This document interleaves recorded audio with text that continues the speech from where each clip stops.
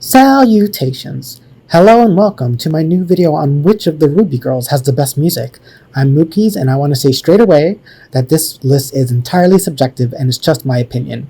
I'm not saying this is the definitive, objective, canonical list that you absolutely have to abide by because it's the only possible interpretation. That's absurd.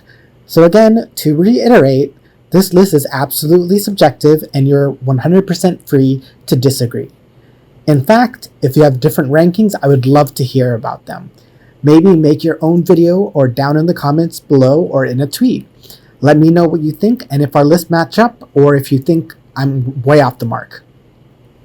Now that that is out of the way, we have to lay down a few rules. The first hurdle is that we have to establish which songs belong to which girls. So we're going to be going through the entire 7 soundtracks as the Volume 8 soundtrack has not released at the time of this script's creation. We also have to decide which of the songs don't apply to any of them. We will be taking into account the quantity of songs for each girl, as well as the quality and subject matter in each song.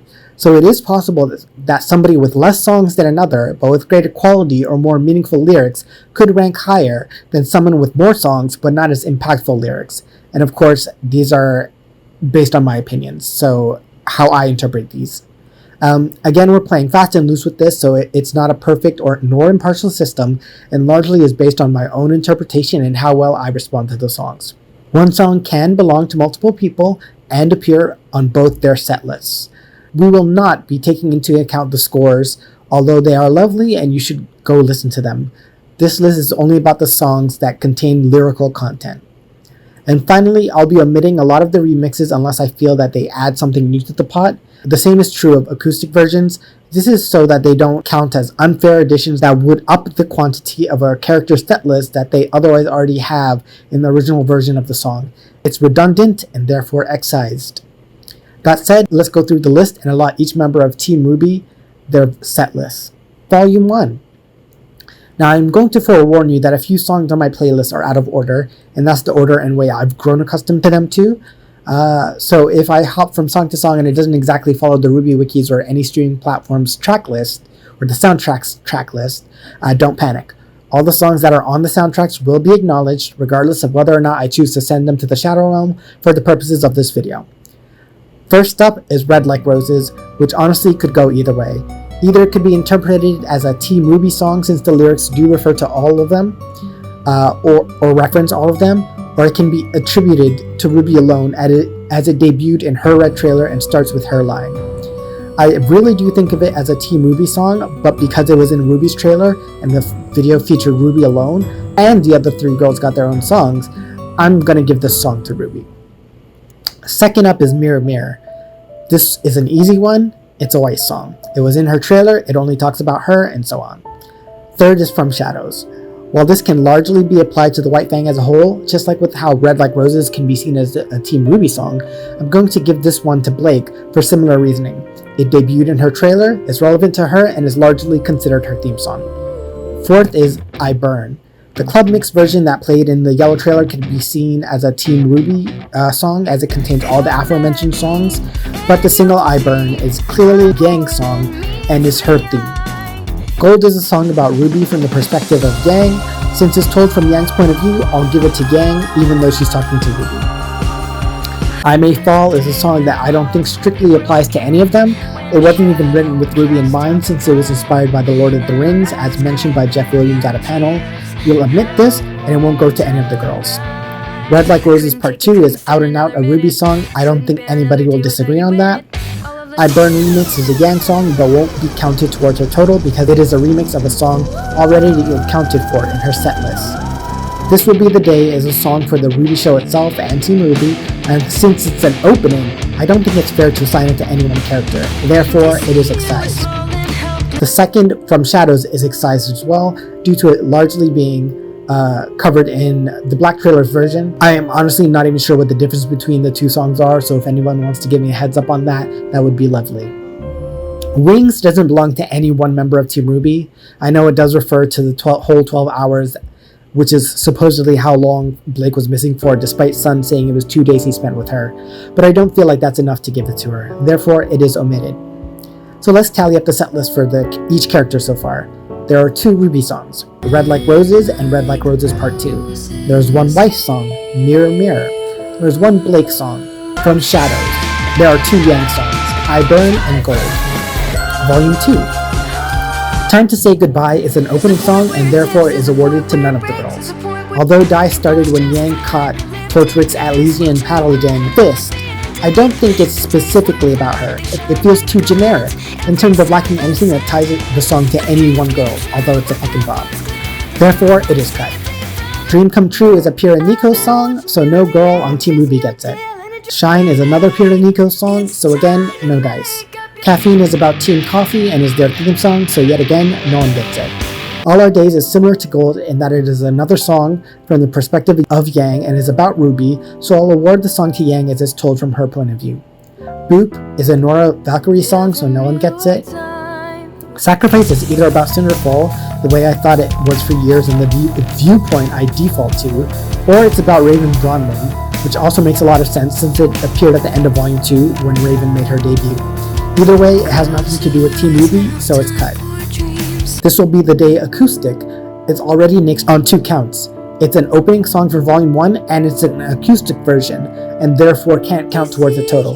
It's nixed. Time to Say Goodbye, James Landino's Beach Bay remix, is a remix and therefore chopped. This Will Be the Day, James Landino's Magical Girl remix, lovely title, is excised for the same reasons that This Will Be the Day acoustic was. Interestingly enough, this is so far the soundtrack with the least amount of songs that can be attributed to a member of Team RWBY. Only Yang received a song this time around. Here's the updated count. 2 RWBY songs, Red Like Roses Part 2, 1 Weiss song, Mirror Mirror, 1 Blake song, From Shadows, 3 Yang songs, I Burn, Gold, and All Our Days. Volume 3.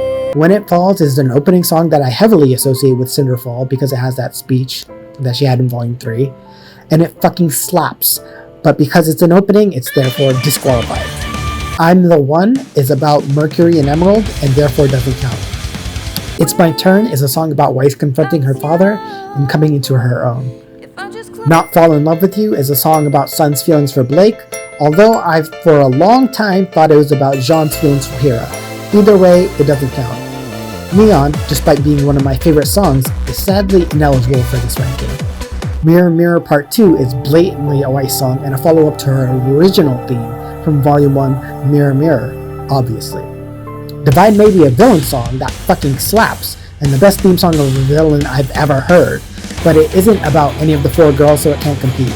Cold is in-universe about Pyrrha, and out-of-universe about Monty, so it cannot count towards any of the RWBY girls. Time to Say Goodbye, acoustic, is disqualified for being an opening and also an acoustic cover of the original. It's My Turn, James Landino remix, is a remix of It's My Turn, La Duh, so it's ineligible. Sorry, Weiss. Something tells me you won't need this one too much anyways.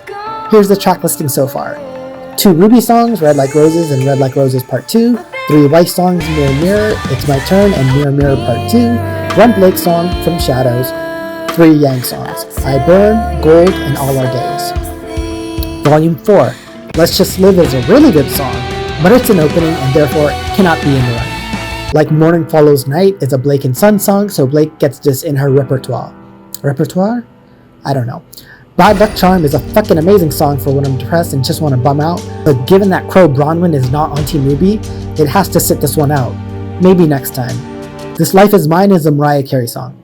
Well, okay, fine. It's a Weiss song, and one of her fucking best, if I do say so my fucking self.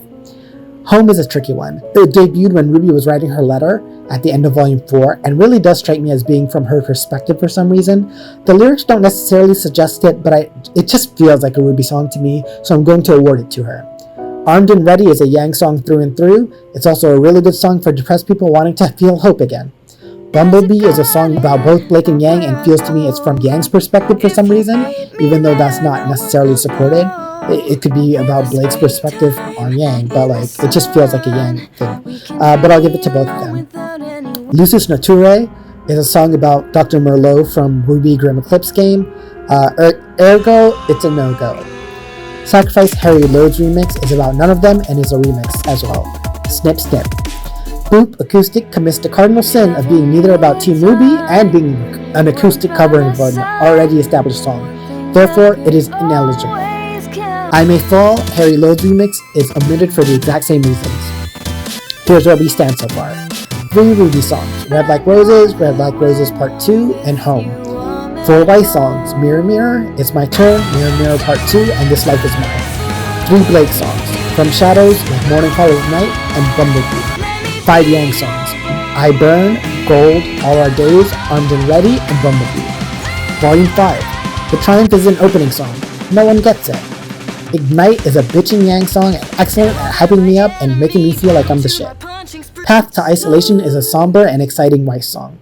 Smile, despite being one of my favorite songs, is ineligible since it doesn't correlate with any of the 4 members of Team RWBY due to it being Ilya Amatola's excellent theme song. All Things Must Die is apparently based on Cinder's leitmotif, but I also consider it a Raven song since it featured during their fight. Regardless, it doesn't go to anyone on Team RWBY.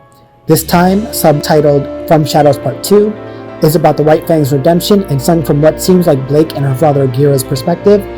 Therefore, Blake gets this song. All That Matters is a song about Blake from the perspective of Yang, but both of them get it. Gold Acoustic is nixed because the original Gold has already been accounted for. Armed and Ready, False Remix, is nixed for the same reasons, as is Let's Just Live, Harry Lowe's remix. I want to acknowledge a caveat. I've been allowing songs that are from the perspective of one character about another character on the setlist of both characters, particularly with respect to Yang and Blake.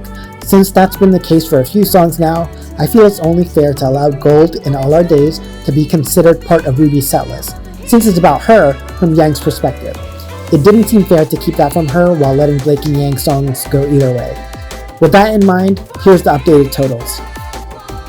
5 RWBY songs, Red Like Roses, Red Like Roses Part 2, Gold, All Our Days, and Home. 5 Weiss songs, Mirror Mirror, It's My Turn, Mirror Mirror Part 2, This Life Is Mine, and Path to Isolation. 5 Blake songs, From Shadows, Like Morning Follows Night, Bumblebee, This Time, and All That Matters. And 7 Yang songs, I Burn, Gold, All Our Days, Armed and Ready, Bumblebee, Ignite, and All That Matters. Volume 6. Rising is an opening, and therefore no one gets it. Miracle doesn't strike me as any one in particular song, so it is also cut. One Thing is about Neil's revenge, so it doesn't count. Big Metal Shoe goes towards no one as it is Caroline Cordovan's theme song. Nevermore is absolutely a Bumblebee song and a banger, and about their confrontation with Adam Taurus, so both Blake and Yang get it. Lionize is a fucking bop, and also Adam Taurus' theme song, so no one gets it. Forever Fall is from Pyrrha's perspective and is about her love and respect for Jean. Indomitable debuted during the scene of RWBY learning to control her silver eyes against the Leviathan Grim, so I think it's safe to say it's a RWBY song, although it is also a meta song about Monty and his impact and influence and legacy. The Triumph Kyrie remix is both an opening and a remix. Disqualified. The Path to Isolation Heaven's View remix is a remix of Weiss's theme from the last volume's soundtrack, so it's omitted. Surprisingly, there's almost no songs allotted to the members of Team RWBY this time around on that soundtrack, and it was only saved by RWBY's winning of Indomitable. I'm somewhat surprised by that. Hey guys, it's Mookie from the future, and when I was editing this, I just had to add this. Note, when originally writing the script, I somehow overlooked Nevermore and only realized it when it came time to decide on the Peter Jones remix of Nevermore in the next soundtrack, so I didn't take that into account when saying the previous few lines. Turns out, instead of just having only a RWBY song, Volume 6 soundtrack had everyone's songs but Weiss. Now you're regularly resumed Rookies from the past, or present, however it goes, I don't know. Updated totals. 6 RWBY songs, Red Like Roses Part 2, Gold, All Our Days, Home, and Indomitable. 5 Weiss songs, Mirror Mirror, It's My Turn, Mirror Mirror Part 2, This Life Is Mine, and Path to Isolation. 6 Blake songs, From Shadows, Like Morning Follows Night, Bumblebee, This Time, All That Matters, and Nevermore. And 8 Yang songs, I Burn, Gold, All Our Days, Armed and Ready, Bumblebee, Ignite, All That Matters, and Nevermore. Volume 7. Trust Love is the best opening in all of RWBY. Fucking fight me on that. I will, die on this hill. But it is also just that, an opening. Therefore, with great sadness, I must excise it from the running. Otherwise, it would have like dominated everyone. Everybody knows that. Touch the Sky is definitely a Team RWBY song, and I'm kind of tempted to allow it for all of them, but then it seemed redundant, but oh, who cares? Just this once I'm overriding my own rule. Everyone gets this one because I love it so much, and I just want to be able to like put it in the songs that are playing. Hero is General James Ironwood's theme song, and therefore is ineligible for the running. Brand New Day could be another Team RWBY song, but really feels more like a Crow song, at least the Jeff Williams part. I'll leave it out of the set list for any of them. Let's Get Real is a Nora song about Ren, and it's kind of disappointing that up until this point, her only 2 songs were about her love for Ren. I'm very happy that this got rectified in Volume 8 soundtrack with the song Be Strong and Hit Stuff, which also seems to be an Emerald song as well. But that's neither here nor there. It doesn't make the cut. War is a Team RWBY song, and honestly, I think I'll allow all of them to have it. This was during a huge fight between Team RWBY and the Aesops and made enough of an impression and was enough of an important plot point to me that I think it should be allowed into the pool of eligible songs. Therefore, everyone gets this. Celebrate is Robin Hill's would-be political victory bash song, so I don't think it works for any of them. Until the End seems to be a Summer Rose song and it's about Ruby, so I'll grant it to Miss Rose. Fear is the ending song for Volume 7, and I've also heard it as Oscar Pine's theme song. Can someone confirm that? I can kind of see it, but still, it's no Team RWBY song, so no dice. I May Fall Acoustic is an acoustic version of a song that doesn't apply to Team RWBY, so it doesn't count. Nevermore Peter Jones remix already is acknowledged in the original, so this one also doesn't make the cut. Here's the final tally. 9 RWBY songs: Red Like Roses Part 2, Gold, All Our Days, Home, Indomitable, Touch the Sky, Until the End, and War. Or War and then Until the End, I think. I don't know why I did it the other way.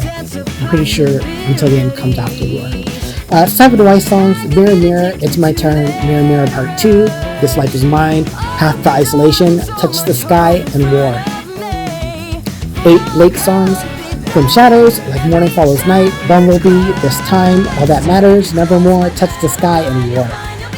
10 Yang songs: I Burn, Gold, All Our Days, Armed and Ready, Bumblebee, Ignite, All That Matters, Nevermore, Touch the Sky, and War. Wow.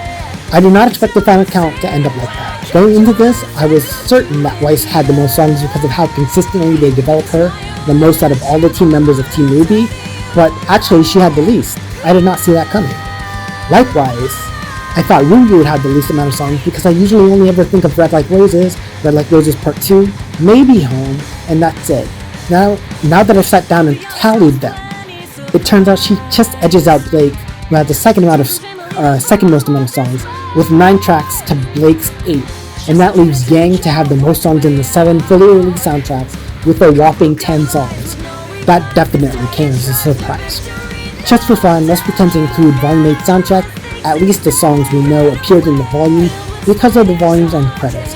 Keep in mind this is incomplete and we're not going to actually include them in the final count. The aforementioned list is the one we'll be using for the purposes of this video. Volume 8. For Every Life is the opening of Volume 8 and therefore disqualified since no one gets the opening songs for any volume soundtrack. Friend is Penny Polendina's incredibly upbeat and categorically depressing theme song, and I fucking love it, but she's not on Team RWBY, so it's not eligible for this list. Awake by OK Goodnight doesn't strike me as belonging to any one character in particular, so it's out of the running. Treasure is a tricky one. It started playing when Team RWBY reunited with Yang, and RWBY and Yang hugged. I really want to believe it's a song about RWBY and Yang, but I have to acknowledge that it was also playing when Yang and Blake shared their tender moment. Still, I would really prefer to have it be about RWBY and Yang because we've gotten plenty of Bumblebee songs in recent years in the previous soundtracks, but the last time we've had a song about Yang and RWBY was All Our Days back in the Volume 2 soundtrack. Comparatively, the last song about Blake and Yang was Nevermore in the Volume 6 soundtrack just a couple of soundtracks ago. On top of that, the narrative rarely acknowledges that RWBY and Yang are sisters, but has plenty of focus on Bumblebee, which isn't inherently a bad thing, mind you. I'm a Bumblebee shipper, but I have my problems with it like I think some other people do. Therefore, I want this song to be about the Rose Xiao Long sisters, since Volume 8 is the first time in a long time they've really interacted and acknowledged their sisterhood. However, since it's not clear-cut who it's about, I'll leave it out. I mean, it was always going to be out like the entirety of the Volume 8 soundtrack, but I digress. Be Strong and Hit Stuff is absolutely about Nora, but seems to also be about Emerald, neither of which are on Team RWBY, so none of them would have gotten it. Disguise Falling played during the chase scene of the Hound, who took Oscar from Yang, Red, and John. I mean, technically Yang was involved in this song because of the on-screen visuals and everything, but I don't think it was about her or from her perspective, so nobody gets it. The Truth is about Cinder and her abuse at the hands of her stepmother and stepsisters. It does not qualify for this ranking video. So even if we took into account Volume 8 and added it to our tabulated results of the soundtracks from Volume 27, nothing would have changed. It's fun to find out anyways, now we know for sure. So there we have it. RWBY has 9 songs, Weiss has 7 songs, Blake has 8 songs, and Yang has 10 songs. Still a bit perplexed at this being the case and how it turned out in terms of quantity because I didn't expect that. But here we are. Now comes the part where I talk about my thoughts on the quality of these songs and start ranking them. The rankings come later actually, I'm going to talk about the songs first. Analyzing the songs. We'll start with taking a simple, concise look, yeah right, at how I view each of the characters' songs. I'll save the ones that they share in common as a team for after I've viewed the songs specific to each character. Ruby Rose. First up is Ruby Rose, the titular protagonist and leader of Team RWBY. Red Like Roses introduces the iconic motif and is the start of the series and is therefore very influential in RWBY's ranking. It introduces the other protagonists' concept as well, and is one of the most important songs in the entire series due to its status. Despite this, it's largely an instrumental beyond the opening verse and its vocalizations. Its frantic, manic energy really sets the tone for the series and its iconic fight scenes. Red Like Roses Part 2 is hugely influential in helping understand RWBY's character and backstory. The formatting of the song as a conversation between a grieving daughter and her deceased regretful mother, having a resentful and cathartic dialogue, makes it one of the most meaningful and creative songs in the entire series. This song clues us into RWBY's backstory. In the early days, and up until Volume 7 really, there was no meaningful conveyance of RWBY's relationship, or lack thereof, with her mother, aside from perhaps the gravestone scene at the beginning of Volume 3, and I suppose at the end of Volume 3, but it doesn't really count because there wasn't much going on there. Was there a grave scene at the volume end of... okay, whatever. By then, RWBY has seemed to come to grips with the loss of her mother and is coping well. Red Like Roses Part 2 shows us a messy, imprecise, and boundless feelings that consume RWBY and invade her head and her dreams, traumatic intrusive thoughts about the disappearance and presumed death of her mother. The song is about grief, about resentment, about the void left behind by Summer Rose in service to her duty, and the indignation RWBY has over being considered less important and less of a priority than what Summer's mission. She lost her mother and the opportunity to know her mother. Summer Rose tries to justify this as saying that more than just RWBY needed her, where RWBY refused this with singling out her mother as the one she needed, but always feared it would leave her. Although in canon, RWBY was far too young when Summer Rose disappeared to know what happened, and presumably couldn't have always feared losing her since she was already gone before she could do that. I love this song so much because it allows RWBY to express her feelings as raw and ugly and honest as they are, and not only acknowledges that RWBY is allowed to grieve and her feelings are valid, that her resentment and response to her trauma is okay, but also answers what Red Like Roses means, because in the original song it was meaningless. But now, thanks to Jeff asking Monty what it means and expounding upon it, it is representative of and evocative of Summer's blood that haunts RWBY's waking hours and her dreams. She has to reconcile recognizing her mother doing what she felt was right and for the good of the people, with the hurt and pain it caused her to lose out on a mother. Summer, for her part, recognizes and apologizes for the trauma she caused her daughter with her disappearance, and though she isn't sorry that she chose to do what was right, she recognizes that RWBY's life has been a nightmare and she's responsible for the trauma of abandonment that RWBY, just like her sister Yang, now has to live with, but with the added wound of Yang's mother at least being alive, while RWBY's mother is just gone. She'll never get that closure, and no matter what she does, nothing will ever take the place of her mother or fill the void left behind by her. And she hates her for it, for condemning her to this life of misery and never knowing, never having a mother, to not know part of her and where she came from. That emptiness and sadness will never go away, but RWBY will learn to cope with it and perhaps heed Summer's warnings and avoid the mistakes made by her mother that resulted in so much anguish and resentment. The song's framing of this entire exchange as a conversation, a way for a daughter to communicate with her presumably deceased mother, using the verses to set up each of their viewpoints and thought processes. Just the fact that this song enables what would otherwise have been impossible to convey without Summer Rose actually being there, this being a metaphorical, figurative, otherwise unconveyable conversation, almost as if Summer Rose is communicating with her daughter from beyond the grave, was just genius. And the fact that they used this medium to that effect was fantastic and was used to great effect in this song. It greatly furthered my understanding of Ruby Rose's character and builds upon the mysterious concept of Red Like Roses to a satisfying explanation and conclusion.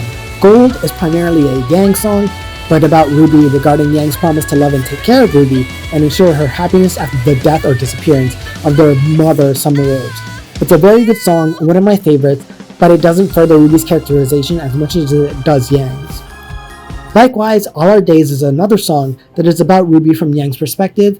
It tells of Ruby's birth and introduction to the Rose Xiao Long family, and how proud and protective Yang is of Ruby.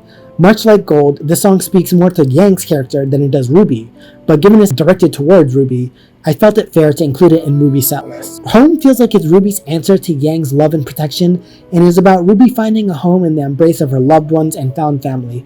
It feels like a mirror song to Gold and All Our Days, paralleling them, but from Ruby's point of view. It's a slow ballad that is perhaps my least favorite of all the songs listed here, but by no means does that mean it's a bad song. It displays Ruby's love and affection and steadfastness, and the warmth and non-judgment with which she receives her loved ones into her embrace. It does a good job of showing who Ruby is as a character. She may not know what lies ahead or what tomorrow brings, but she knows as long as she has the power of friendship and the love of her family and the power of Anna on her side, she and they will be alright. Indomitable speaks to Ruby's unbreakable spirit and her inability to have her faith and beliefs shaken, at least up until that point in the series. It is a strong character piece that also references her silver-eyed warrior powers and the implacability and persistence that defines Ruby as a character, the unending will to do good and be better and make the world a better place, a trait she's displayed and talked about since the very early days and very early episodes of Volume 1. Weiss Schnee. Mirror Mirror is perhaps the first song that truly embraces the fairy tale illusions from which Weiss Schnee, aka Snow White, is inspired from. While you could argue that Red Like Roses can be interpreted as referencing Ruby's allusion to Little Red Riding Hood, Mirror Mirror really wears its inspiration on its sleeve and leaned into it heavily. It remains a recurring motif of Weiss's relationship with mirrors and self-image, as reference to the Evil Queen's magic mirror in Snow White. Mirror Mirror excellently establishes the internal conflict Weiss struggles with and her fears about how she perceives herself, as well as establishing her themes of incredible loneliness and isolation that dominate her songs.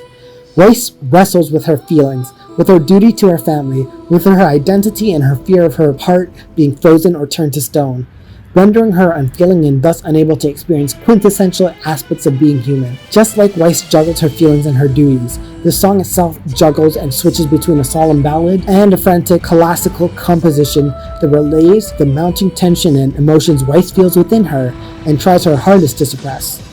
It is also the first song with vocals throughout, and establishes Weiss's identity as a singer, an introspective girl who puts on an external act for the world to see, while her true self lies locked away deep within her hardening heart. Mirror Mirror is by far and away my favorite of the original 4 theme songs of the 4 main girls on Team RWBY. It's My Turn is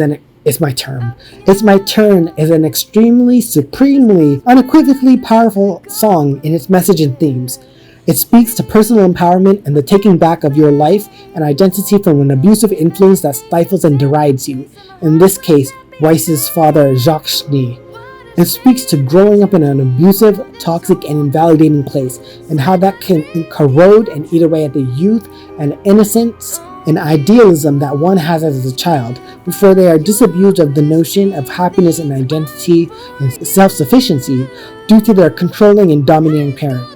Given that my father is and was a toxic, abusive, domineering, controlling, and invalidating dad, I particularly identify with this song and its turnabout and rising up from a dark and troubled past into a hopeful and confident future. It strongly influences and furthers Weiss's characterization and is a marvelous addition to her ever-changing growth from the afraid and cold-hearted girl she was when we first met her. Mirror Mirror Part 2 is, as the name suggests, a slow and contemplative, introspective follow-up and answer to Mirror Mirror from Volume 1 soundtrack. Mirror Mirror Part 2 plays when Weiss makes the decision to finally dismiss her father's constant attempts to reach and control her, and depicts Weiss wanting to forge her own path towards freedom, come what may. It dives even further into Weiss's past and doubles down on and reiterates the hopeful messages seen in It's My Turn, also from the soundtrack. It examines the feelings of guilt one experiences when they can recognize they are privileged in some ways, and whether or not that invalidates the abuse they experience, struggling to reconcile what you've been taught and told with how you feel and what you want to achieve. It speaks to themes of defining one's own life and living it for themselves and not their parents or anyone else. It invokes concepts of loneliness and isolation that one retreats into in order to minimize the abuse they endure. Even with all she's been through, it still ends on a hopeful note of Weiss slowly recognizing that even if she's lost, she can always, no matter how slowly, find her way and get back on her 2 feet again, no matter how many times she's knocked down, and taking the initiative to change her life for the better, despite her doubts and hesitations beaten into her from an abusive and controlling parent. It speaks to self-validation and recognizing one's own agency and duty to live their life in a way that makes them happy and fulfilled. It offered a peek into why Weiss feels the way she does in her original theme Mirror Mirror, and fleshes out her abusive background and upbringing while massively furthering her characterization and development. It is perhaps my favorite song from the Volume 3 soundtrack, despite how many absolute fucking bangers this soundtrack had, as do every soundtrack, because let's be honest, Jeff and Casey really do not fucking miss. This Life Is Mine, subtitled Mirror Mirror Part 3, is like an answer song, both to Mirror Mirror Part 2 and particularly It's My Turn. Weiss craves freedom and self-actualization, but is stifled by her invalidating environment.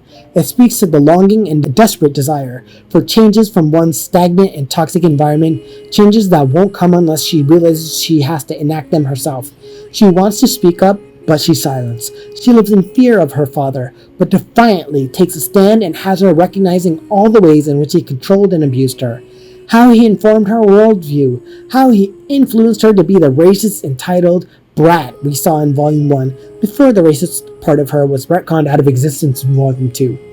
How he holds reign over her, but he, like the mirror that represents so much of Weiss's doubts and containments, a gilded cage of sorts, will be broken free from, just as she shatters the mirror that stands between her and how she truly perceives herself, not the distorted reflection of what Jacques tried to get her to be in service to himself and his narcissistic abuse he exerts on her.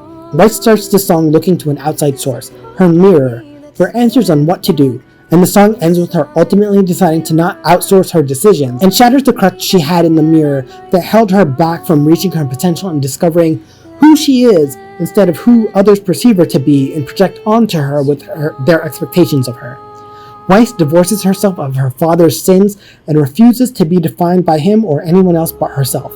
This song traverses magnificently across a wild variety of musical genres, from opera to classical to rock, a manic and chaotic ride all throughout, reflecting the messiness and mounting tension as it races towards a cathartic climax, kicked off with a sick guitar riff that drastically changes the tone of the song and emphasizes her rebellion against her constraints placed upon her by her father and her society, and her new identity as someone who won't be kept as a pet or caged in her patriarchal prison, with her mind and heart finally being one.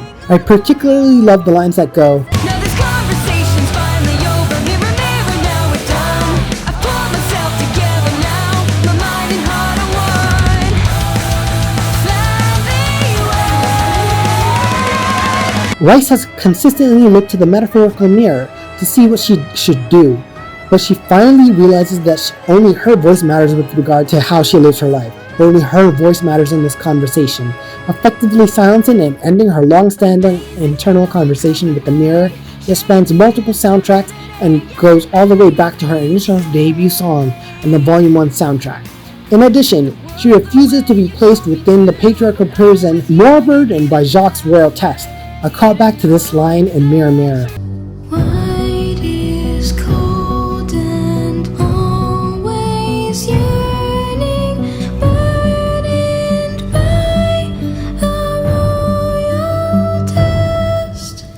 It is an outrageously effective, sublime resolution to the conflict introduced in Mirror Mirror, and the ones expounded upon in Mirror Mirror Part 2, and It's My Turn.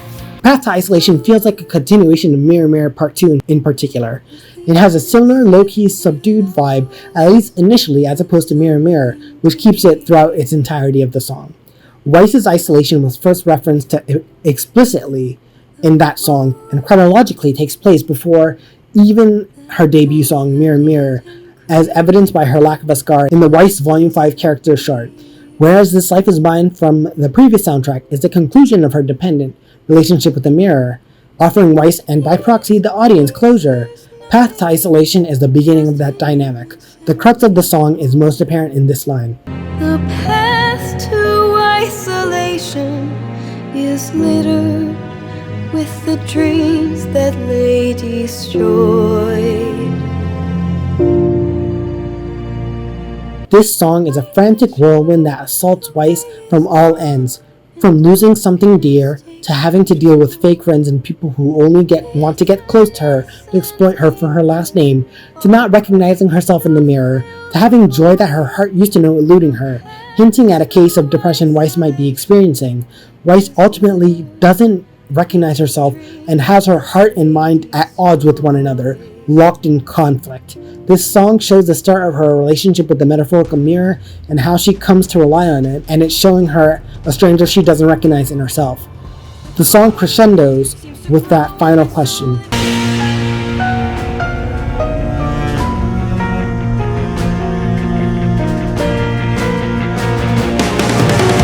Mirror, what's this thing I see? Who is staring back at me? A stranger to my heart and still at my mind. Mirror,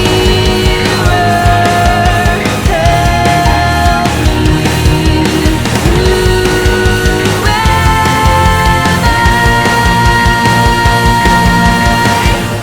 I? This would be the start of her journey. We follow her on the Mirror Mirror Part 1 to It's My Turn, to Mirror Mirror Part 2, to This Life Is Mine, and Path to Isolation.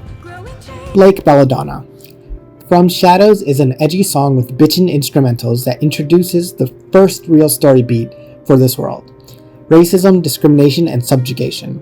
Nearly 9 years in, we now know it's all about fauna subjugation and serves as not only the theme of Blake Belladonna, but also the organization fighting for the civil rights of the faunus, the White Fang. It's definitely edgy and dark and really leans into the rebellious influences of rock and juxtaposes the darkness of Shadows with the light of hope and ideals of rising up and seeing a better day. Heavy themes of oppression and abuse on a systemic level are explored from the perspective of the persecuted and the marginalized. It speaks of them taking into their own hands their fate and fighting back against a world that hates them so. I firmly believe that the White Fang was right, even under Sienna Khan's rule. Your oppressors aren't going to give you your rights and equality and freedom if you ask politely. Reparations aren't going to be handed out. They must be taken. You are not obligated to, nor should you, heed their rule or roll over for them. You must fight for your dignity and livelihood, no matter the methods, no matter the costs. The song does a good job of conveying the history of the White Fang, the injustice in the world, and the evolution of the struggle for faunus rights, from being peaceful and non-violent to resorting to more drastic measures forced upon them by drastic times. Given that I am a Negro of color, this song obviously resonated with me and the reality I experienced, and I imagine it did with a lot of black people, and derivatively to other people of color. The song is a very powerful introduction to a character whose concept and background focuses upon her existence as a marginalized person, and trying to find a way to define herself beyond what the world sees her. It is perhaps the most firm in its take-you-by-the-balls approach to making you know who Blake is and what the faunus and the White Fang are all about. It introduces one of the major themes and conflicts in the series, focuses more upon general faunus plight, as opposed to being about Blake specifically or exclusively. She'd get more characterization unique to her and her identity and problems later on, but she serves as a strong introduction to the inequities of the world of Remnant.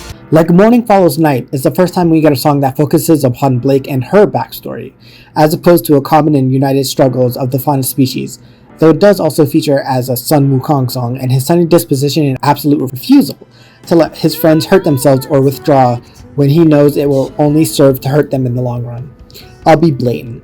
I love this song so much. So much. This song is extremely relatable and reassures me that not everyone has a sunny, rosy, easy life that's all sunshines and rainbows and butterflies. Obviously, no one's life is easy, and we all have our own individual and sometimes collective struggles, but I really appreciate that Blake's theme song explores the consequences of one's actions and the urge to run away and hide from one's problems. She's so used to things never working out for her, for trying to avoid the consequences of her actions, that avoidance of responsibility is so integral to her character that even her semblance is based upon it. And it was still fresh and raw to her character in Volume 4 after she had ran away from Adam and Yang and Weiss and Ruby and her friends in order to protect them in her own way. Blake's regret is so central to her character, and her abject refusal to put her friends in harm's way. Her crow-like belief that if she's not near her friends, they can't be hurt by her or her choices or past, is another way that she's unintentionally harming them, by cutting them out and trying to justify her decision as being born of selflessness, when it can, as Sun posits, be interpreted as selfishness. Blake's hurt is internal, and the struggle with wanting to be with and there for her friends and family, but believing herself to be so toxic and poisonous, so fated for danger to surround her, that she can't afford to foster the relationships, or even let them know what's going on, since it's so much easier to just run away. That's some stellar characterization, and at that point, it was the first time she has truly reverted back to her running away that had been established as a key and core aspect of her character since the Black trailer. She had tried to stand up, tried to build relationships and friendships and forge ahead, but Adam Taurus happened, and Blake was justified in feeling the way she did, as reality had just given her a harsh wake-up call and reminded her that what she had so feared did indeed come to pass. I especially love this part here. Hard to know when to turn when life's a disaster. Trying to start all over again. So much shame, so much time that just feels wasted. Feeling like now could never make up for them. Fuck, I felt that. I feel like that so often. When my major depressive disorder is really kicking my ass, when generalized anxiety disorder is gripping me by the throat and I feel like it's such an abject and utter failure, someone who's wasting his life and doesn't even know what he wants to be. I really relate to Blake as she was originally depicted, where her character veered off the tracks and just failed to crash and somehow keep going. That's a topic for another day. But this Blake, the original Blake, she was incredibly relatable to people who felt as though they weren't worth much, and if anything at all, and her trying to run from her mistakes and from her consequences. Fuck, who hasn't wanted to do that? Who doesn't do that? She represented all of us in our fuck-ups, our ugly mistakes, our hot mess expresses of a life, and I love her in this song for expressing that so articulately and authentically. Sun, for his part, is the voice of reason to try and reassure Blake that she's worth something, that she can't dwell on yesterday or the mistakes of the past, and to pull her head out of her ass and look at it from an outsider's viewpoint and see just how valuable she is and how much her friends and family love her. Just as much as I'm a Bumblebee shipper, I'm also a Black Sun shipper, because I'm multi-shipping trash and no one can take that from me. This was such a wholesome and heartful reminder that Sun cares about Blake and her friends do too, and that he won't let her hurt herself or think that she's going to be alone when she fails to realize she's got so many people in her corner if only she would look. Also, this is one of the Lamar Hall verses that I really do like because it's getting at something and expresses hurt and pain and anguish as opposed to saying A, B, C, D, you can't see me, like that's supposed to mean something. By and large, this is Blake's character at her best and is the only song I've heard that really focuses on her character and her perspective and feelings on who she is in her past. Of the songs that talk specifically about just Blake, mind you. Otherwise, I'd include Nevermore as one of the two. Bumblebee is a light, fun, non-canonical pop love song about Blake and Yang's adoration for each other. It's sweet, cute, and just wholesome gay fun. You'll love to hear it. This time, aka From Shadows Part 2, is so fun and an absolutely fantastic follow-up to the original From Shadows. It, of course, is another song about the White Fang and the Faunus in general, as opposed to being strictly about Blake. But, given that Blake is in fact a Faunus, and also that the song is presumably sung from the perspective of Blake and her father Gira, it's rather important to her character arc. It's an up-tempo, frantic, and uplifting banger about coming to terms with fighting for one's life and freedom and rights, just like how From Shadows was. The difference is that From Shadows calls for anarchy and self-sufficiency and rebuking the oppressors and taking as they please. This time instead invokes for peace and reforming the White Fang from being a terrorist organization to a legitimate movement that seeks to work hand in hand with the humans, because reaching a handout to your oppressor has never resulted in anything other than getting a hand lopped off. Still, the song imparts upon the Faunus that they must forge ahead, fight for themselves or face annihilation, and find new ways to think about their plight and future. This bit here.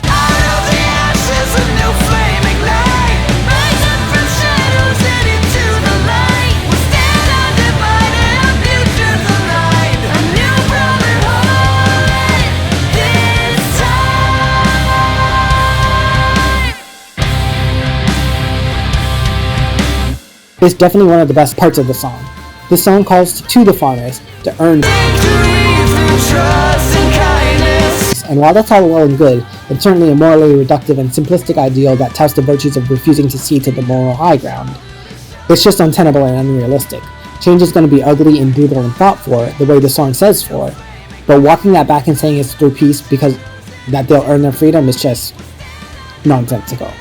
It's noble to try and better oneself and organization to try and do right by your people and shake off the pesky PR problem of being perceived as a terrorist organization for demanding the civil rights denied to you by the larger population and society as a whole, but the White Fang were never morally in the wrong. You cannot be in the wrong when your entire premise is that you're fighting for your rights. You may not like the way you achieve it, but at its core, the entire goal is a noble one. That can't be debated. You kinda expect to get this when we have to do better and also be the bigger person dribble from Blake. Humans didn't do this. We did this. Faunus. We did this to ourselves. Belladonna, who likes to blame her burning her house down on the entire fucking species. It's still a really good song though. All that matters is a sad, slow, and melancholic bop that explores the dynamic of Blake and Yang with respect to the former's tendencies to run away and leave the latter in the lurch.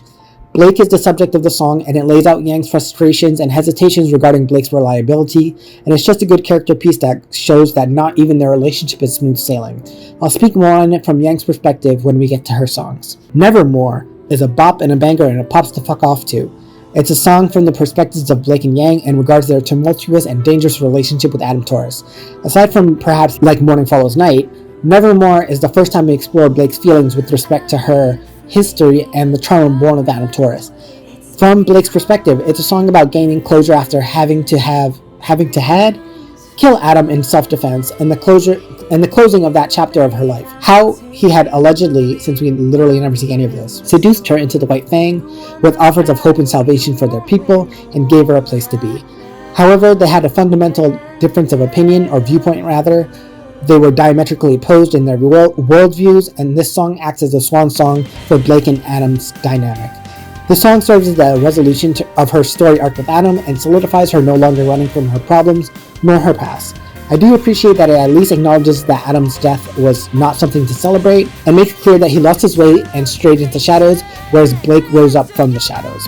The song slaps, and as a song that serves as a culmination of Blake's character arc from volumes 1 to 6, it perfectly serves the narrative and is the most fitting capstone to her original characterization. Yang Xiao Long. I Burn is a high-octane, bursting with energy introduction to Yang Xiao Long, our favorite sunny little dragon. It goes all in with establishing Yang as a fiery, chaotic, and dangerous character who loves nothing more than getting into fights and proving her unparalleled combat skills. She is unable to be held down, much like Weiss, who references the patriarchal prison we all live in. This song seems to evoke the imagery of combating the sexism female characters and real-life women experience. Note how Yang's addressing a silly boy, who we know to be He Zhang, aka Junior, with lyrics like, Come at me, and you'll see I'm more than meets the eye. You think that you'll break me, you're gonna find it time. It always struck me as the fact that Yang gets underestimated, likely because she's a girl, which she then forcibly corrects when she punches the shit out of those who are stupid enough to underestimate her. This is also corroborated by the fact that Yang plays into the girly persona, flirty and amicable, putting on an affect to her voice that belies her true intentions and powers. She lures Junior in with a kiss, before shattering that illusion with an explosive punch. The song is quintessentially Yang, in that she's a fighter first and foremost. She is implacable, unstoppable, and insurmountable. She gets what she wants, and woe be unto you if you're standing in her way. The song also carries a lot of allusions to fire and flames and heat, such as fevers and the July and the sun, as well as well-known flaming characters like Johnny Storm, aka the Human Torch, and Johnny Blaze, aka Ghost Rider. Yang is also heavily associated with things that enable combustion, such as kerosene, gasoline, etc.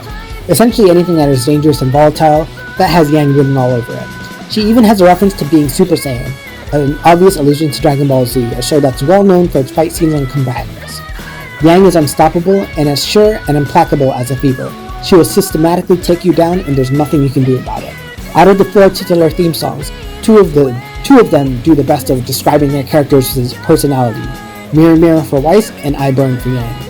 Both go to great lengths to establish the core character traits for their characters, and I think I would have to say that I Burn does a more complete job of establishing Yang's personality and drive and disposition, even compared to Mirror Mirror, which does an excellent job of establishing Weiss's loneliness and expectations placed upon her. Still, I feel I Burn manages to eke out Mirror Mirror as the most definitive and well-executed character establishing introduction out of Red Like Roses, Mirror Mirror, From Shadows, and I Burn.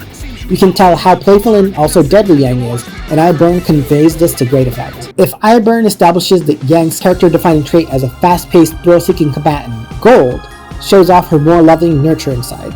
Yang can be described as motherly to her younger sister Ruby, and Gold does an absolutely stellar job depicting her that way. Unconditional love, acceptance, and support in the face of all odds. That's what the song conveys to me. I really love Gold. I plan on using it as a lullaby to my own kids should I have them someday. It's absolutely a lullaby even if it feels too high energy for that. The love and warmth just pour out of the song and it always makes me so happy. It just cheers you up, you know? It acknowledges the dark and the bad and the ugly in the world and reassures you that no matter what, you are going to be okay. Lyrically, the song is about Yang comforting her little sister Ruby after the disappearance of their mother Summer Rose. The song serves to establish the dynamic between Yang and Ruby, the sisterly love they share, and the protectiveness Yang feels towards Ruby. I imagine that Yang is especially protective of Ruby because of her abandonment issues, insomuch as Yang having lost 2 mothers, and would be damned if she lost her only sister. The love she couldn't direct towards her mothers would now be tripled toward her sister, as though to make up for it. Yang reassures Ruby that she needn't worry about the dark or anything, since the love in her heart will light it up and keep Ruby safe and warm. It's so tender and sweet, so loving and pure, that it never fails to make me feel good. She will remain by Ruby's side and ensure that no matter what comes, no matter what may, no harm will come to her and that she will always be by her side and surround her with a love that will always be around her. She even evokes some imagery that invokes their mother Summer Rose, particularly with the line,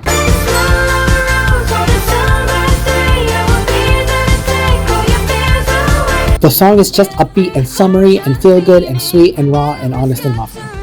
Yang will ensure that Ruby's dreams come true, that she'll never be alone, that she'll be there for her no matter what, that she'll always have a friend in her, and even if cataclysmic, apocalyptic events such as the stars falling out of the sky or the moon crumbling occur, or if the days turn to dark and they start to fall, Yang will protect Ruby and her love for her will endure until the end of time, and she'll pick her up and fix it all with and for her sister Ruby.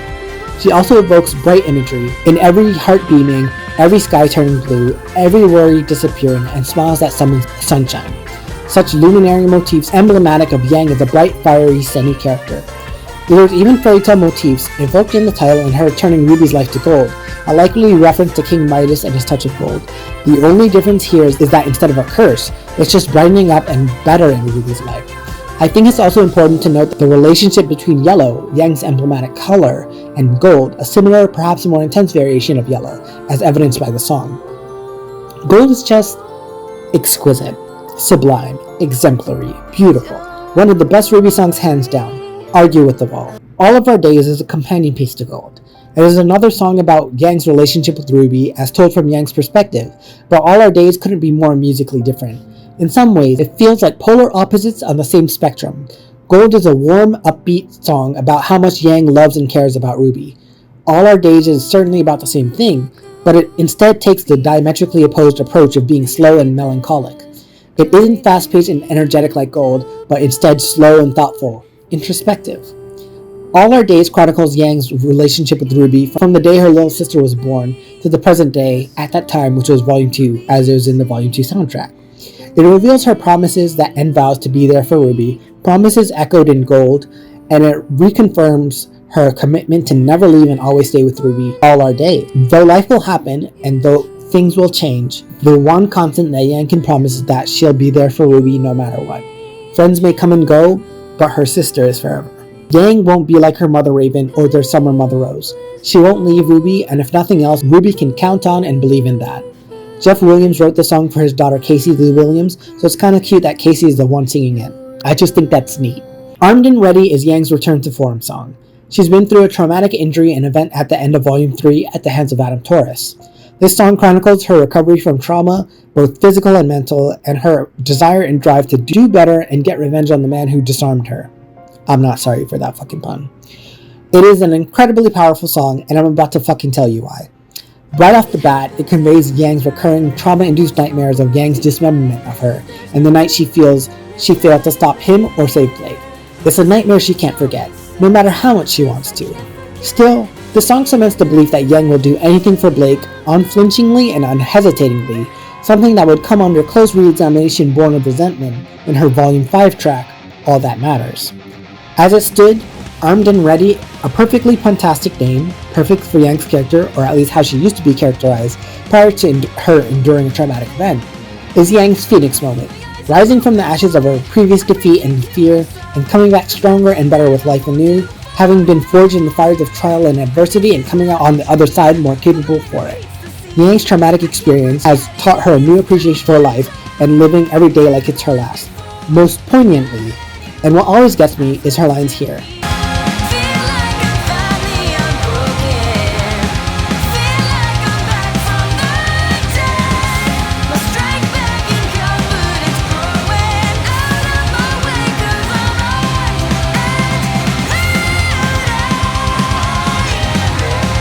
The rejuvenation of Yang's confidence, her feeling like she's back from having risen from the dead, stronger than before despite what happened to her, how she's overcome it and left it in the past while looking forward to a brand new day, unbroken and whole once more.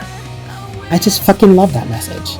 It's so hopeful, so inspiring, so meaningful towards people with depression and mental illness and just anyone recovering from something that hurt them in a way they felt they'd never recover from something that changed their whole outlook on life and forced them to confront their mortality and recognize they're not invincible, the way that youth and lack of real consequences had led them to believe. Even if you're broken, even if you're destroyed, even if you're brought down low and left with nothing, you can always fix it. Restore yourself, rise up, and start anew. And I think that's an incredibly important message to convey and makes Yang's original character art so poignant and meaningful to me and no doubt so many others. This is a good song, especially if you're battling with major depressive disorder or something similar. Things can get better, and they will. Bumblebee strikes me as a song from Yang's perspective, even though it's just as likely to be from Blake's. Still, it feels like Yang is beseeching Blake to take a chance on them and evolve their friendship into a romance, to allow them to be happy together and live in domestic, romantic, ecstatic bliss. It kind of feels like Yang and Blake's version of Gold, but where Yang is the one making Ruby happy and feel good and safe and warm and protected in Gold, it seems to be Yang's turn to be made to feel safe and warm and happy and have her emotional needs met, her darkness banished and gloom doomed, and have someone else's actions inspire feelings in her. Turnabout is fair play. And whereas Yang is usually the one looking after others, this song makes it feel like Blake unlocked something in her, something she didn't know she needed, and for once her feelings are put first. It's a cute, fun, bouncy love song, and I imagine that if Bumblebee does end up becoming canon, the song can be considered likewise then. If Armed and Ready is a return to form for Yang, mentally and emotionally, then Ignite is a return to form for Yang's personality and original characterization. Ignite feels like a true, proper follow-up to I Burn, a natural evolution from the precedent set by I Burn, and is like Yang's answer to similar follow-ups, namely Ruby's Red Like Roses and Red Like Roses Part 2, Weiss's Mirror Mirror and Mirror Mirror Part 2, and Blake's From Shadow and This Time, which is From Shadows Part 2. Yang is as cocky as she was back during her I Burn days from Volume 1, and it makes sense. The song debuted during the Volume 5 Yang character short, which chronologically takes place before even Volume 1. Ergo, this is her mentality and vibe from before even I Burn. Still, this played during the Volume 5 character short for Yang, so chronologically to us, the audience, it's like she's back to being playful and competitive, just like Volume 1's iteration of Yang. She's as pugilistic as ever, as trigger-happy as can be, and once again enjoyably condescending to her opponent and bragging about her rather remarkable combat prowess. Ignite is playful and high energy, fast-paced and irreverent, carefree and combative. Yang is having fun breaking her opponents. This is before she learned a harsh lesson and cruel truth at the hands of Adam Taurus, so she is still cocky and immature, headstrong and brash, elevated with her self-image and transcendent in her confidence. She's still young and fresh, wet behind the ears, but not something to be taken lightly. The song even incorporates some concepts of Yang's character design and concept of evidenced by their inclusion in the Yellow trailer, Yang's first appearance. It said, from the word go, Monty always knew that Yang was going to lose her arm, and that's supported by this line in the Yellow trailer. Scathing eyes ask that we be symmetrical, one-sided and easily processed. Yet every misshapen spark's unseen beauty is greater than its would-be judgment. This sentiment is echoed in the lyrics of Ignite.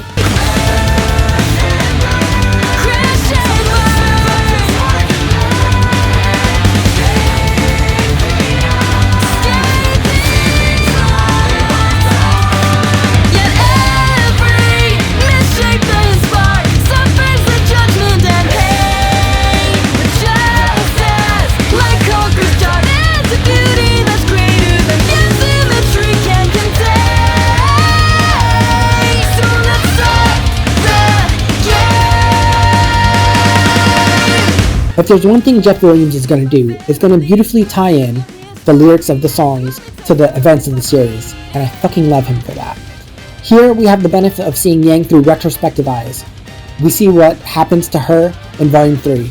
We see what she's become by Volume 4. This is an earlier look at her, a glimpse into the past, and it and the song help inform our perception of Yang, knowing what we do, and the trials and traumas that await her. Even so, the song recaptures the magic and vibe of I Burn. Williams and Casey Lee Williams really are exceptionally talented at what they do. All That Matters is another song of Yang's that is dedicated to her relationship and dynamic with Blake, and is more introspective and somber than her other, usually faster paced, I don't give a fuck, I'll kick your ass type of songs. This one is sad and contemplative, regretful. Yang is struggling to come to terms with her abandonment issues created by Yang's abandonment of her as a baby and exacerbated by Blake's, and how it defines her relationship with her teammate and possible future girlfriend. In her heart of hearts, Yang didn't want to believe that Blake would ever abandon her, not the way Raven did so. Back during Volume 2, she said this. I'm sure you'll figure it out. You're not one to back down from a challenge, Blake. But I am! I do it all the time. When you learned I was a faunus, I didn't know what to do, so I ran. When I realized my oldest partner had become a monster, I ran. Even my semblance. I was born with the ability to leave behind a shadow of myself, an empty copy that takes the hit while I run away.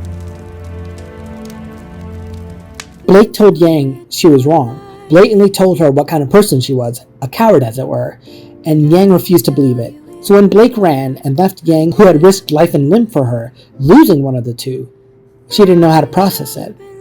Yang doesn't know if she can trust Blake to be there for her in her time of need, the way Yang was for her. In fact, Yang knows she can't trust Blake in her time of need, given that she ran away when Yang needed her most. She understandably feels resentment at Blake. Yang was willing to risk her life for Blake, but Blake wasn't willing to stick around for Yang.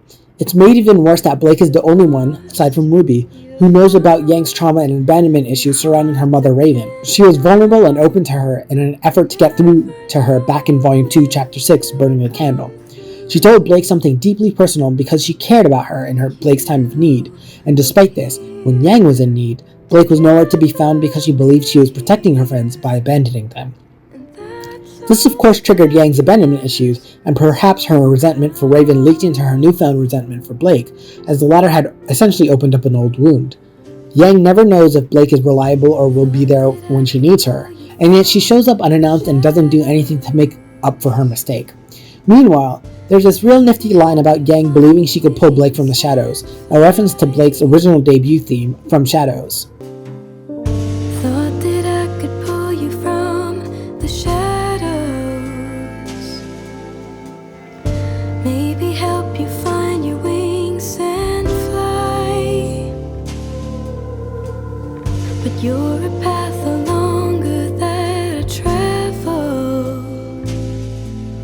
The more I'm just defeated, my past mistakes repeated, I'll risk it once again to have you near my side. Another chance to let you just destroy my pride. She's retreading ground, going in circles, repeating her mistakes in the hopes that it will work out this time, every time she believes in Blake. Even after everything Blake's done, or didn't do, Yang is still willing to hurt her own pride in the hope that Blake will be better and be there for her. Despite this, she feels like she's the only one emotionally invested in their dynamic, as though Blake couldn't care less about Yang's feelings, and Yang even explicitly states such. I feel like I'm running out of energy. Will you just take everything in stride? The way I feel to you is no big deal.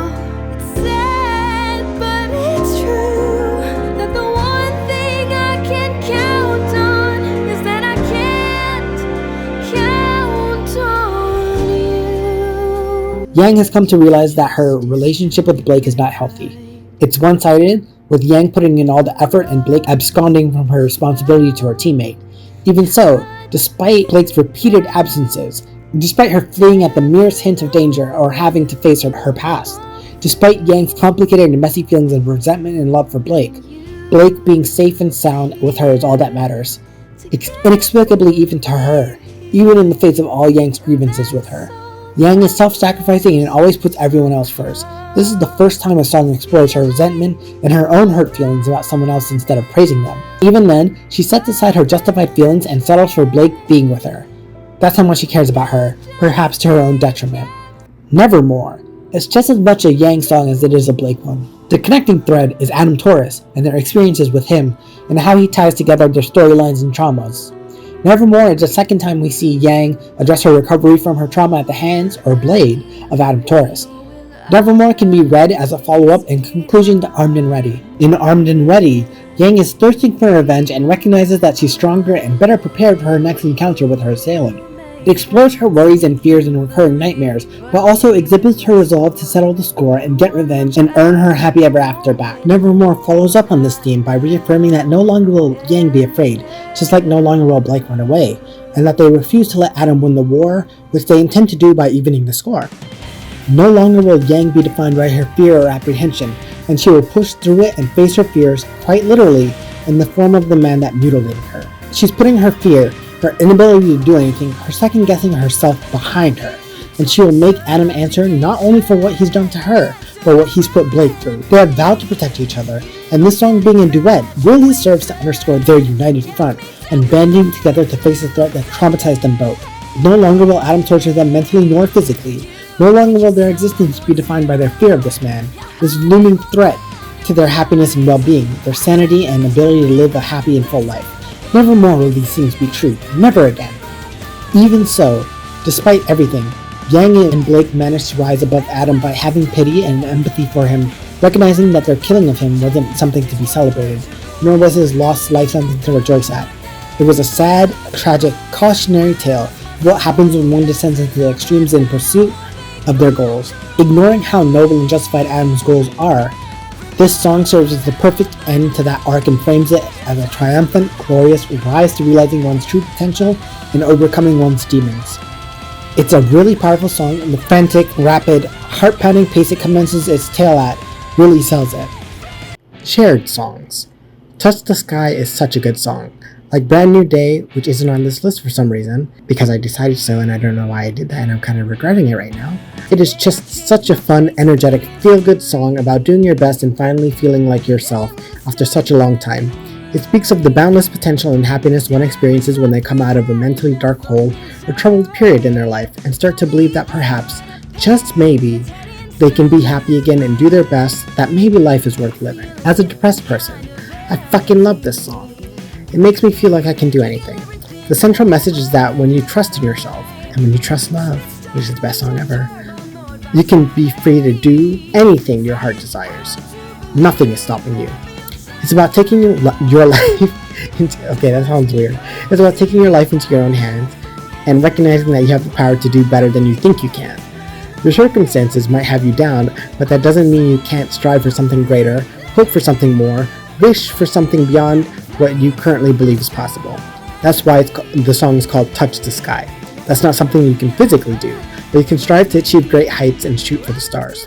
It's about bursting with endless possibilities, feeling that finally, for once, perhaps the first time in a long, long time, you have options. You have capabilities. You have potential. You feel good. You feel whole. You feel like you're not a failure.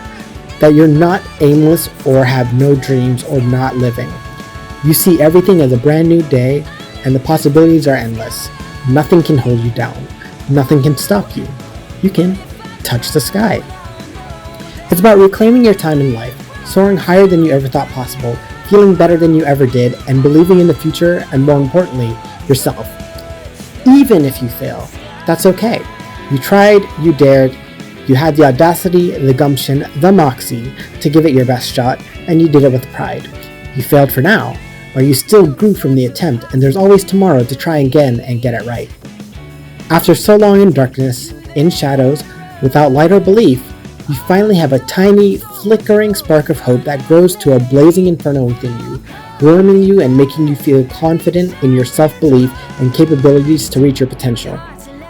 It's about finally liking yourself and your life, and I love that. I want to feel that someday. I hope to feel that someday. Touch the Sky is about crawling out of a dark space you clawed your way out of, and seeing the sky and having hope, elusive yet eternal hope, finally blossoming within your chest and making you willing to believe again.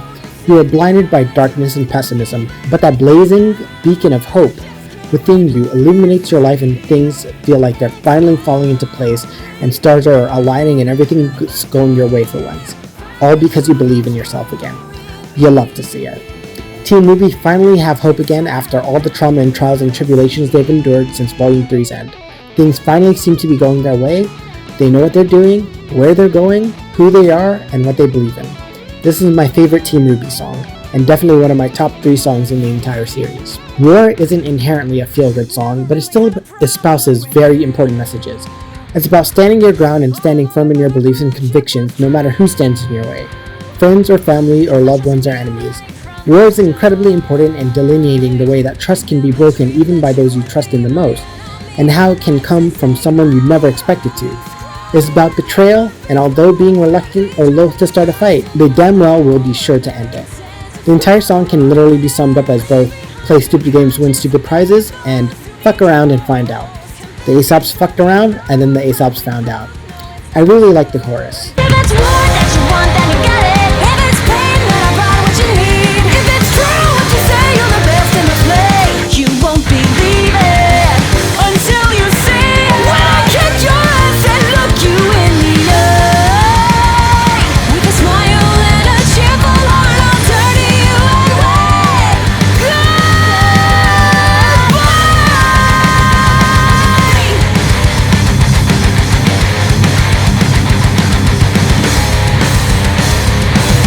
Team RWBY are dishing out the bitter medicine that the Aesops need to take, the one they're eliciting from Team RWBY with their antagonistic actions. They ruined a perfectly good friendship and damaged the trust in friendship and family their victims had. And Team RWBY is unapologetic about doing the difficult thing of sticking by their morals, however elastic they may be. Because we know this show suffers from protagonist-centered morality, no matter who is on the opposite end. War is just an anthem for doing right by yourself, for yourself, and having the guts to take your opponents to task and lambast them with the what for they were clearly craving. I feel like the analysis of this song was the weakest out of them all, and I didn't manage to articulate or say what I really wanted to, but I don't know how else to put it into words, so I'll just leave it there. Besides, now comes the part you all came for. Rankings. I want to say that I didn't expect to take this long, or the script to balloon to 26 pages so far, and perhaps a handful more that before this video is done. Actually turned out to be 31 pages. There's no fucking way I'm going to spend a billion hours syncing clips to this monstrosity length audio clip. Maybe at some point in the future if I revisit this, but as it stands, fuck no. I also want to say that I didn't expect to take so much time analyzing the songs and how I interpret them, as this wasn't really supposed to be an in-depth analysis video of the lyrics and their meanings, but hey, I guess that not everything can be planned. I probably wasn't. That said, let's see if I can figure out how to rank them. I'm really torn on my placings, so again, feel free to lambast me in the comments if you disagree, or if you want me to do an analysis video for each of the soundtrack albums or something. So, without further ado, in 4th place we have Ruby Rose. What does it say when your primary protagonist of the series is the one with the least impactful music? Red Like Roses Part 2 is perhaps her strongest song. No, scratch that, it definitely is her strongest song. The one that establishes her character in conflict the best. And honestly, I don't think that was enough. While RWBY does have songs like Indomitable and Until the End, they aren't as directly tied to her as the other girls' songs are to them. For example, Indomitable has an unnamed protagonist that could be RWBY, but we're not sure. And Until the End is from Summer Rose's point of view, and it has a line about RWBY. This light fills my eyes. I'll picture me beside her and pray that I'll inspire. But that's about it. The other girls have multiple impactful songs and Red Like Roses Part 2, despite being absolutely fantastic and one of the best songs in the entire series, and the ingenious nature of using it as a non-diegetic manner, I really doubt I used that term correctly, but let me try and explain, to enable a conversation between RWBY and her deceased mother Summer. Ultimately, that song can't hold up the rest of her tracks, and therefore Miss Ruby Rose has to regrettably be ranked last in our list. Just above RWBY in third place, we have Blake Belladonna. This one was perhaps the easiest ranking to do out of the four of them. I knew that I didn't consider Blake last, but I also knew that she wasn't the top contender either. Given the remaining two were the ones I was really torn between, that left Blake to comfortably sit at second to last. I think Blake's music is more compelling than RWBY's, and her songs contain an arc regarding both her internal struggles as an abuse survivor and someone who feels worthless and runs away from her problems, as well as her pivotal role in the White Fang subplot that dominated the first 5 volumes before being discarded and never brought up again except for a throwaway line in Volume 7 during Team RWBY's trip to the Schnee dust mines. Her song establishes her character fairly well, and From Shadows, Like Morning Follows Night, and This Time do a lot to further the narrative regarding Blake and her involvement in the White Fang and her subsequent abandonment of it before restarting it anew. We get to see what drives her in Like Morning Follows Night, and Nevermore serves as an epilogue to her emotional arc regarding her running away and being afraid to face her problems, her past, and Adam Taurus. If we're talking songs that strictly do not involve any other member of Team RWBY, Blake would only have From Shadows, Like Morning Follows Night, and This Time. Still, songs like Nevermore are quintessential to her character arc, and at the very least, that means she has a higher quantity of songs that center around her than RWBY does, or at least the songs that she has are more directly tied to her character than RWBY's are. Think of songs like Home or Gold. Despite this, I don't think her songs stack up to or have as vivid an emotional impact as Weiss and Yang's songs do for them, so that left Blake to take third place. Now here's where things get dicey and perhaps controversial, because I really can't decide between the next two. I want y'all to know that it could have gone either way, and I really considered it, and it's nagging at me to consider all angles of this, or that maybe I'm missing something or forgetting some avenue to explore, but as it stands, here's where I think we've ended up. In second place, Weiss Schnee. Now hold on just a minute, bear with me. I know there are calls from my head, and if I didn't have reasoning to back it up, I'd be calling for my own lynching as well. But let me at least try to argue my case before you neg me into oblivion, yeah? Yes, I know. I was rooting for Weiss too. I do like her character the best, and she is, or was, the most consistently written in the show. But this is about their songs, not their depiction in the show itself, so here's my justification for giving Weiss the runner-up position. Weiss's songs are absolutely fucking fantastic. I honestly play Mirror Mirror probably more than is healthy. It's hands down my favorite of the original 4 theme songs.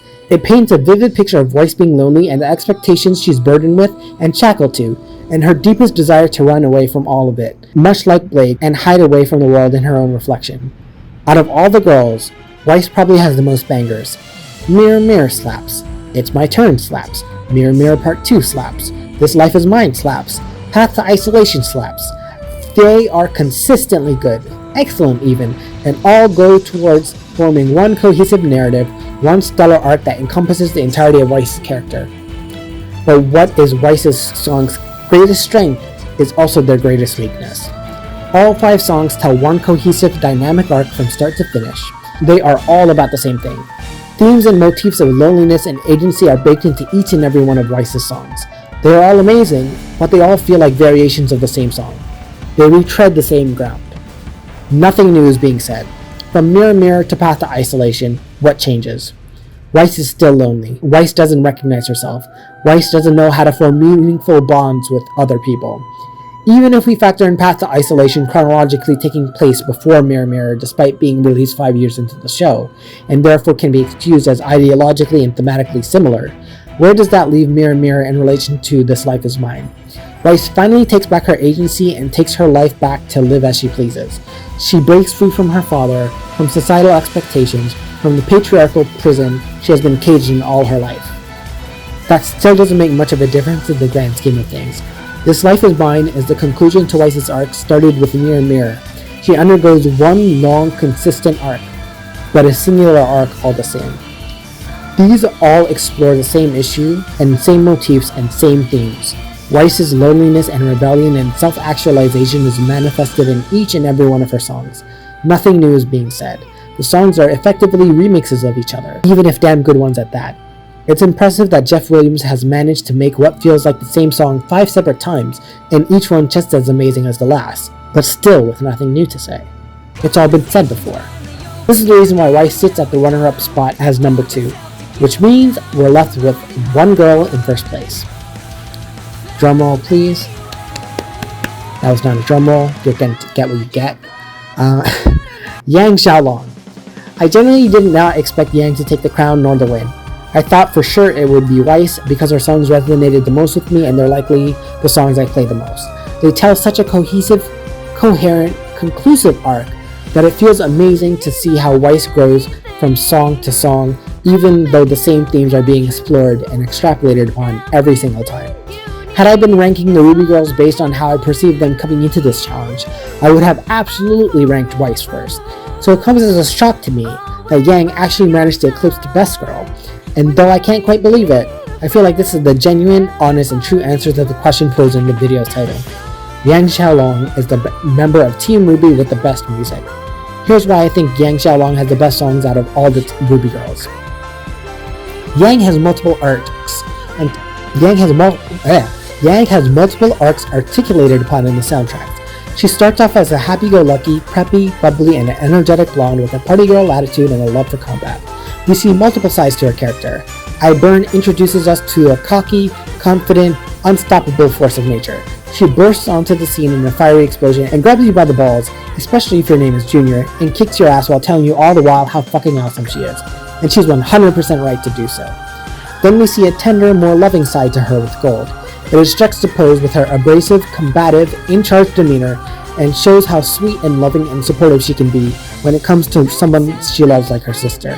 Her maternal instincts and protective nature shine brightly in Gold, and add another layer of depth to Yang's character beyond the brawling bruiser she was initially portrayed as. All Our Days doubles down on the themes invoked by Gold, and shows a somber, more introspective tone to her love for her sister, and her protectiveness and familial loyalty is on display here yet again. Gold and All Our Days are the closest Yang's songs come to retreading the same ground, as well as I Burn and Ignite. These two set of songs complement each other, but they don't remix their content 5 times over like in the case of Weiss's songs. Armed and Ready is a true start to another chapter of Yang's characterization, and a direct consequence of the mentality she displays in songs like I Burn and Ignite. She has suffered the consequences of her cockiness and her headstrong, fist-first approach to life. Yang is recovering from trauma, both mentally and physically, and also emotionally, and is taking steps to better herself and rise from the ashes of her former, pre-Adam incarnation, like a phoenix born from the flames. She has a goal now, a purpose. Before, she said that she was always going with the flow and was a thrill seeker. I'm a thrill seeker. I want to travel around the world and get wrapped up in as many crazy adventures as I can. And if I help people along the way, then that's even better. It's a win-win, you know? At least you two have something that drives you. I've just kind of always gone with the flow, you know? And that's fine. I mean, that's who I am. But how long can I really do that for? Now she has the laser focus and precision on her objective. Get revenge on Adam and retrieve her happily ever after. She's been put through the fire, forged in the flames of hell, and come out stronger for it. She knows better now. She is better now. Adam fucked up, and he's gonna wish that he had managed to finish off the job and kill her when he had the chance, because now Yang Xiao Long has her fucking sights on him, and he's a dead man walking.